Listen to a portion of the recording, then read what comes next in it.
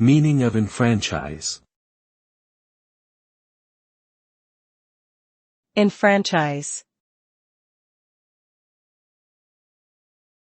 Enfranchise. Enfranchise.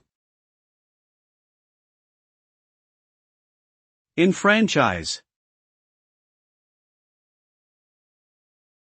Enfranchise means to give someone the right to vote or participate in some form of democratic decision-making.